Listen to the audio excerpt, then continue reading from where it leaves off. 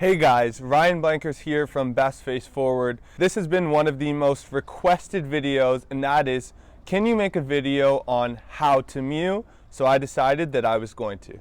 Now before I tell you guys my version of how to mew, I want to define what mewing actually is.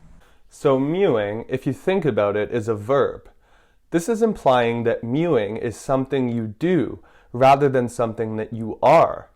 But the truth is, I think mewing should be thought of as what we are.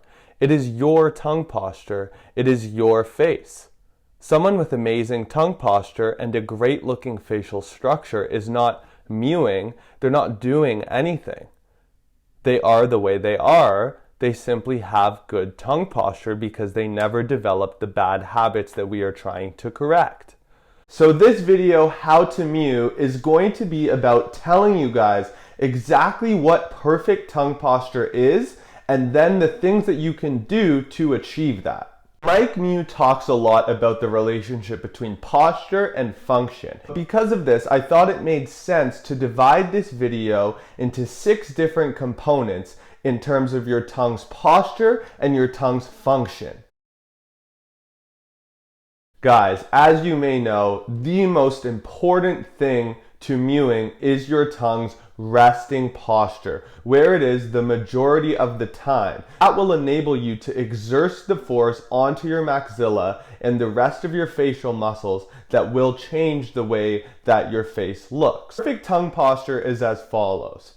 The tip of your tongue should rest on what myofunctional therapists call the spot, which is essentially a spot 2 centimeters behind your front teeth on your alveolar ridge, or that bumpy part.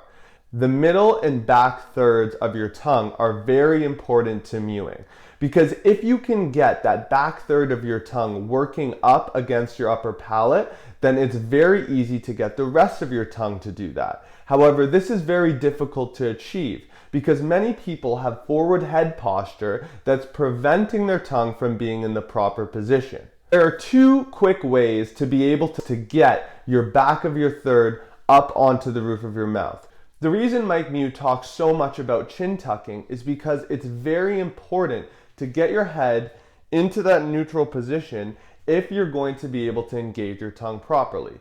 While you're chin tucking, I want you to say the word ring, but really focus on that ing at the end of the word. Throughout the day, what you can do is you can think of that sound, that ing sound. And while you're doing that, you'll notice if the back of your tongue is in that position or not.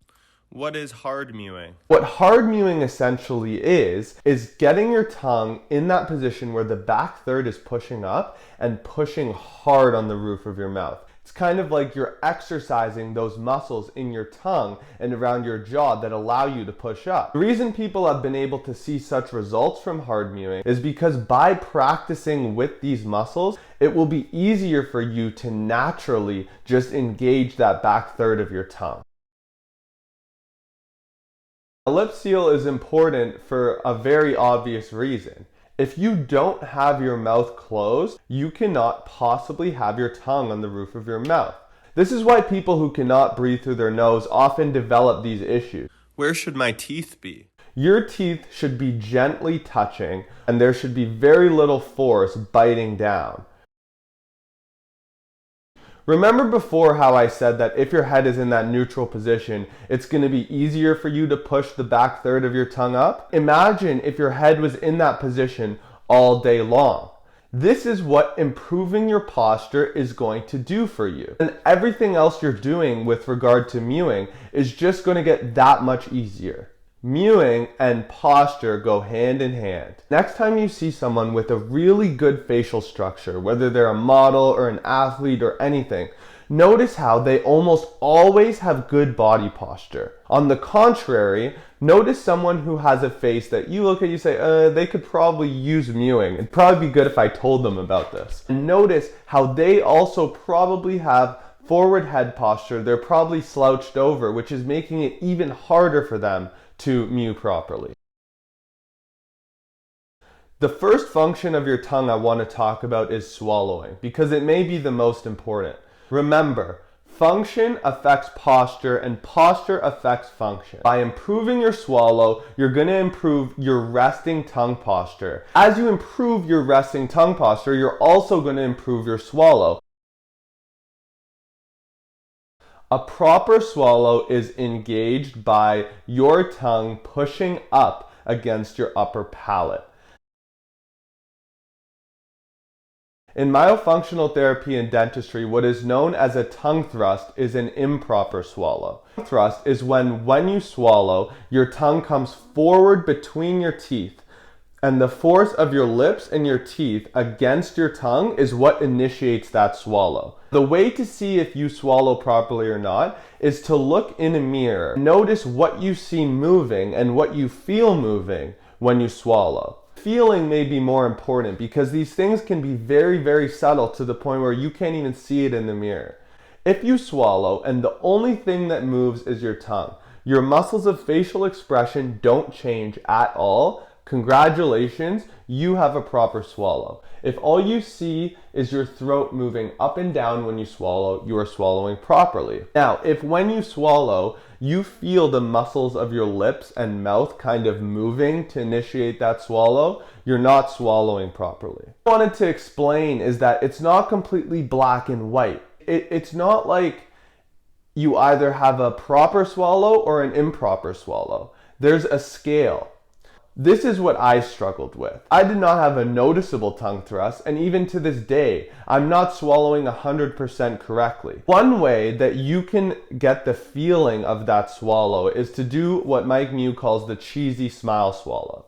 Essentially, get a little bit of water in your mouth, smile really, really big, and while you smile, keep your lips in that retracted position and swallow. This will force you to only use your tongue to initiate that swallow. And if you don't swallow correctly, you're going to notice that this is going to be really hard, because your lips are going to want to jump in and help out with that swallow because you're not used to using your tongue and it's not in the proper position. Chewing is something that a lot of people may do incorrectly as well. Moving the food around their mouth by using the muscles of their cheeks rather than their tongue to move the food. That's just going to cause improper growth and development of your facial muscles. The other thing is swallowing when you chew. Every time you eat food, you're swallowing.